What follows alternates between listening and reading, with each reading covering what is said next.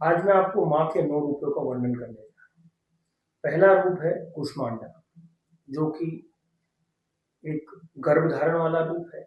इस समय कैसे गर्भ धारण किया जाता है, कैसे प्रकृति का सृजन होता है। उसके बाद आता है शैलपुत्र, किस प्रकार से जन्म होता है, इसमें पुत्री का रूप दिखाई दिया। तीसरा रूप आता है ब्रह्मचार्य, कैसे जो है ब्रह्मचर्य का पालन किया जाता है और एक विवाह के पहले जो जीवन होता है उसको ब्रह्मचर्य जीवन के नाम से जाना है। चौथा जो है वो होता है चंद्र घंटा। आप देखेंगे कि इसमें माता जी के मस्तक पर चंद्र है। इस समय चंद्र ये शिव जी के द्वारा दिया हुआ उपहार है, तो ये विवाह का प्रतीक है।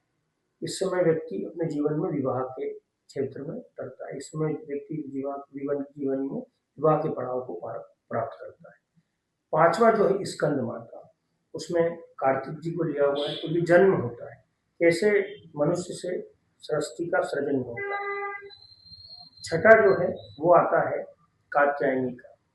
कात्यायनी का रूप, कात्यायनी मतलब होता है एक ज्वलनशील रूप है, बिल्कुल एक आग जैसा रूप है। ये बताता है कि कैसे माँ अपने बच्चों की रक्षा करती है। जो सातवां रूप आता है वो कालरात्रि का आता है। कालरात्रि, काल मतलब समय, डेथ से वर्णित है, और रात्रि मतलब ये। वो कालरात्रि इस बताता है कि कैसे प्रोटेक्शंस के लिए माँ अपने बच्चों के प्रोटेक्शंस के लिए किसी भी हद तक जा सकती है, यहाँ तक कि किसी का वध भी करना पड़े तो वो कालरात्रि का रूप होता है। लेकिन ये स्थिति सामान्यतः बनना नहीं चाहिए। ये बहुत ही विषम परिस्थिति होती है जब व्यक्ति एकदम सारे रास्ते बंद हो जाते हैं।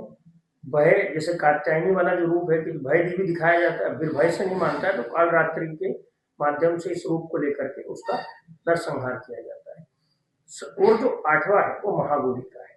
महागौरी का रूप ऐसा है कि इसके बाद एक बार जब युद्ध समाप्त हो जाए या कोई सी भी गलत कृत्य हो जाए, उसके बाद में शांति, पीस की तरफ जो है देखा जाता है।